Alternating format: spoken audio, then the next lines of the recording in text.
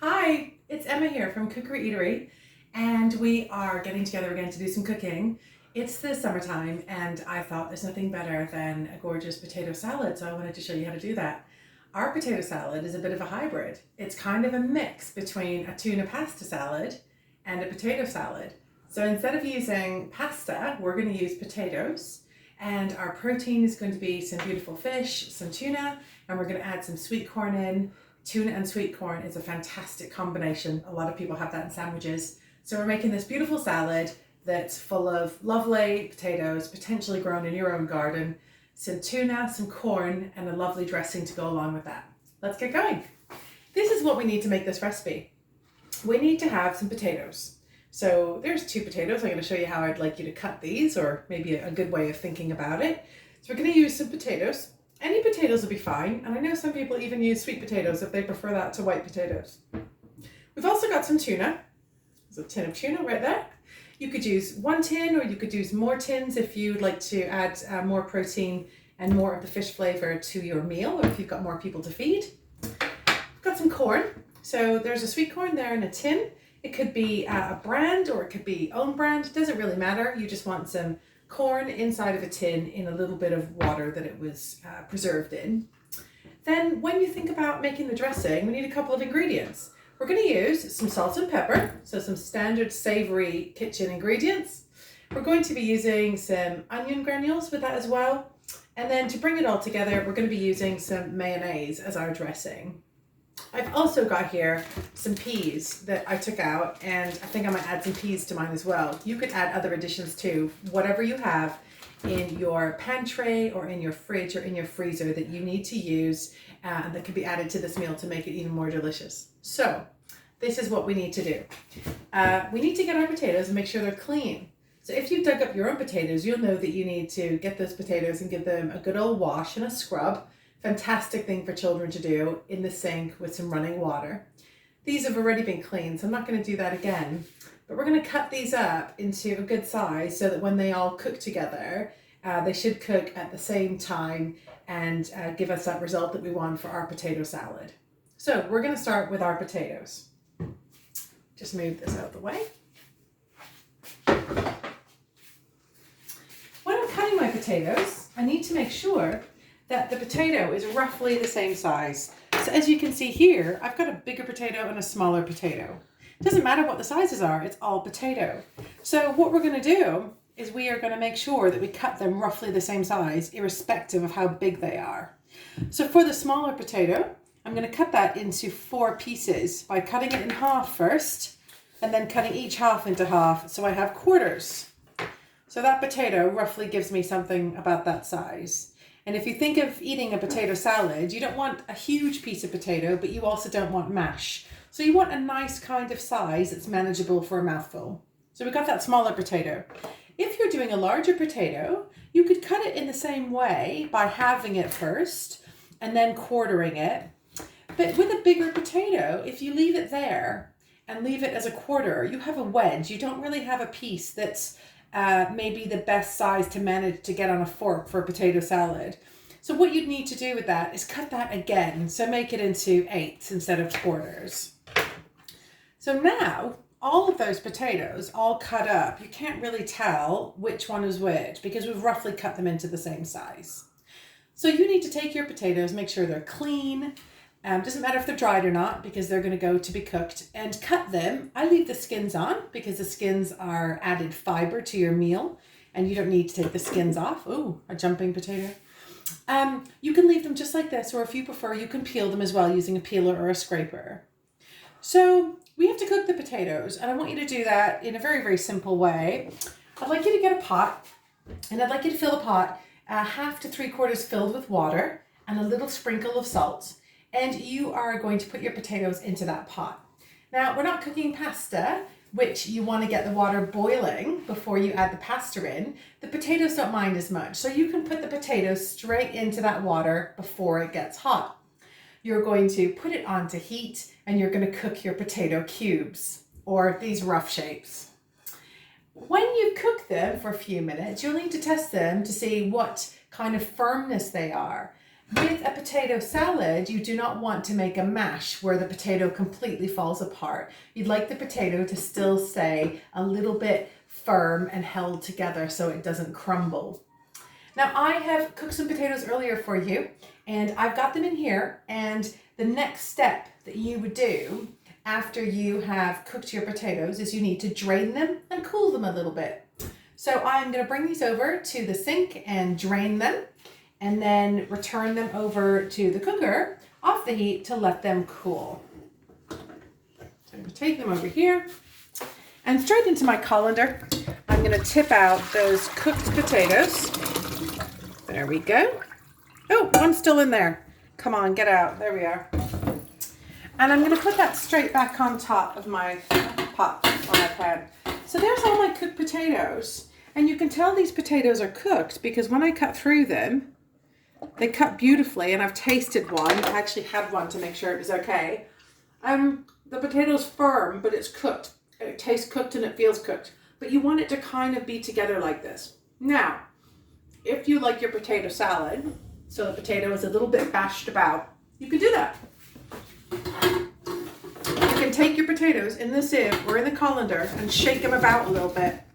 Or you could put them back in the pot and do the same thing. So you could put them back in and shake them around a little bit. And that might give them a little bit of a bash, enough so that you get a little bit of kind of a rough texture. A bit like what you do when you make a roastie in the oven. So I've got my potatoes. They're all ready to go. We now need to make our dressing and get all of our other ingredients in. To do this bit, you're going to need a bowl, and the bowl you're going to use is going to be bigger than what you think it's going to be. This bowl has to hold all of the potato, the tuna, the sweet corn, the flavorings, in addition to the potato that you've already cooked. We're not going to put the potato in just yet. We're going to put in the tuna, the corn, and all of the flavorings along with the mayonnaise inside of this bowl and make our mixture. Let's do it.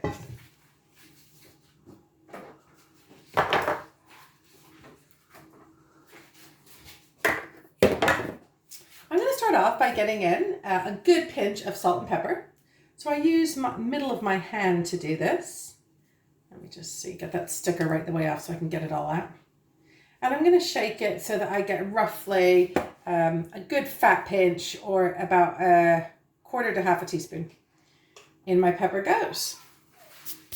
I'm going to do the same thing with my salt.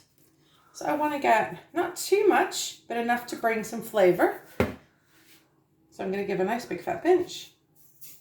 There we go. And then if I need to add some later, I always can. So I've put those two in, and I put them one side because I know I've used them already. The next thing I'm going to do is I'm going to add in some onion granules. Now I want to make sure that when I get my onion granules in, that I put in enough to bring some flavor, but I don't want to kill it with onion. So I want to make sure that I'm not putting in too much. Today, we're only going to use half a teaspoon. I'm going to do a bit of a mountain with my teaspoon. I'm not going to do a baking measure, which is level. I'm going to leave that little bit of a hill on top of there. In my onion granule goes. Give that a good shake to get it all out.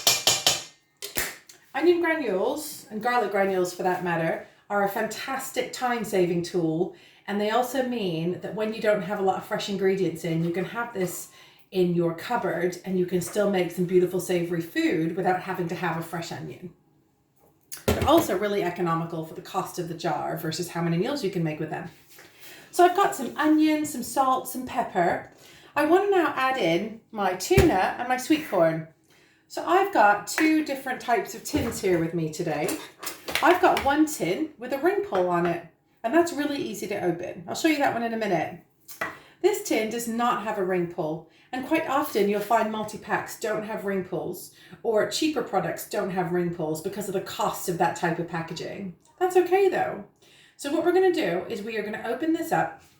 I like to do this in a bowl because I don't want to get the liquid everywhere. And I'm going to use a can opener.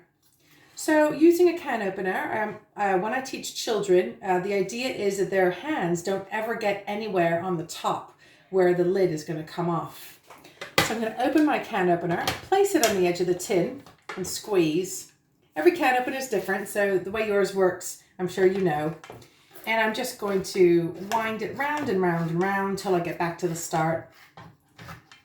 I find with all my kitchen kit, this particular thing can be really, really temperamental. Sometimes it works beautifully, and other times it just is a complete challenge. I'm going to get my lid off the top of my tuna. Sometimes it doesn't come off. Sometimes you've got to give it a little wiggle. And there's lots of juice inside of here, so I want to just drain that juice out. Now I don't need to drain it so dry like if I was making a fish cake, because we do want a little bit of wetness inside of this lovely mixture we're about to make for our potato salad. So take off the majority of the liquid, but don't take it all off. It doesn't have to be bone dry. And once I've done that bit, I'm going to shake that into my bowl, which has in my seasonings. And just to make sure we're not wasting anything, I'm going to scrape the inside of the bowl. It's something a lot of people forget to do, but you can recover so much food if you scrape down your containers properly. So I'm going to get everything out of that little tin, and then this has to go to be recycled. So I'll just put this one side to recycle that later.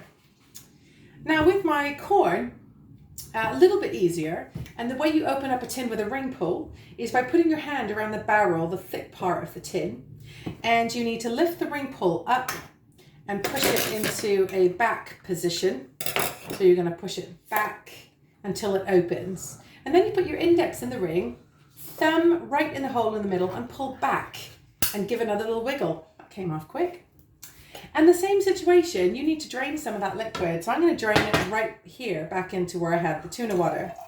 And I'm just draining this one by putting my fingers on the top of the tin. Really easy. Just be mindful and explain to a child that you do not ever put your fingers inside of the tin. That bit is dangerous. So I've got my lovely corn. Isn't that gorgeous? The color of this I find so exciting. It looks like the sunshine. So I'm going to get my bowl of mixture again, and in goes the corn. This is going for recycling. So I need a lovely big spoon. I'm going to use my pink spoon. And I'm going to start to give this a little bit of a mush up. So you know tuna comes out the tin. It's all kind of in a block sometimes. And I want to separate that all out. And I want to get those flavors, the onion, the salt, the pepper. I want to get all that mixed together. And you can start to see what's going to go all over our potatoes. But if you look at it now, you'll realize it's not very wet. There's nothing sauce-like inside of here to help this stick to the potato. And that's where our last ingredient comes in. We want to get some mayonnaise inside of here. Now, some people prefer salad cream. Some people prefer mayonnaise. Some people even like to do this with salad dressing. So a vinaigrette or a French dressing, or even something like a Caesar dressing or ranch. Any kind of dressing will work. We're using mayonnaise because most people make this dish with mayonnaise. Now, we want roughly anything between half a cup to 1 cup. This half a cup is about 120 milliliters. And the way I do this, and the way I recommend you do this, is by adding it in a bit at a time and seeing what the consistency is like. Because you don't want to put too much, it would be wasteful. And mayonnaise is a fat, so you don't want to put too much mayonnaise unnecessarily. And you don't want it to be, something you're not going to like to eat. You want it to be the kind of texture that you enjoy. So I'm going to start off by putting in about half of a cup. I'm just going to squeeze it out. So I reckon I've got about half a cup in there right now. And I want to give this a little bit of a stir. So that's the last ingredient that's going in. I mean, you could put more things in. Remember I suggested the peas, or you could put grated vegetables into this. You could put more tuna or more corn into this, any of those things. Now you can see that I've got a little bit of a sauce going on here. I call it a mixture, but it's like a saucy mixture. It almost looks like a sandwich filling, doesn't it? Well, you could use this as a sandwich filling as well. This lovely filling, I think, is a little bit wetter than a sandwich, but that's fine because we want to put it with some potatoes. So I'm going to get the potatoes at this point. The potatoes have cooled a bit, and I'm going to put my potatoes straight in there and give this a lovely bit of a turn. So I'm going to use my spoon with my potatoes that I put straight inside my bowl And all of the tuna and the sweet corn and those gorgeous flavorings, they're all gonna go all around this gorgeous, I wanna eat this right now, in fact. I'm looking at it, it's lunchtime where I'm at, and I'm feeling like this could be a lovely lunch. That, in essence, is your tuna sweet corn potato salad. There's nothing more complicated to it than that. So what you might wanna do now, when you plate it up, you might want to put some sort of a garnish on the top. Let me show you what that could look like. So I've got a little bowl here, and I'm going to serve up some of this potato salad. There we go. And when you take it out, you can see the bits that are corn and tuna and potato, they all kind of come out together at the same time. But sometimes if you get like all the tuna or all the corn, you might want to just get, pick a couple of bits of potato out too. What you could do to this is you could put some parsley on top if you had a bit of parsley, or if you wanted to have a little bit more pepper or maybe some chili, you can just add something to the top or go into your garden. And if you have any fresh herbs, you can add some fresh herbs to it as well. So how quick was that? You've got here a potato, tuna, and sweet corn salad. Thank you so much for watching. I hope you really enjoy making this dish. Super simple. Really affordable. Most people love it, and you can experiment and add in all sorts of ingredients that you'd like to, and really enjoy this meal. You can have it cold. Ideally, you put it in the refrigerator after it's cooled, and you can have it cold or you could have it warm. So thank you so much for watching, and good luck with your potato tuna sweet corn salad. Bye.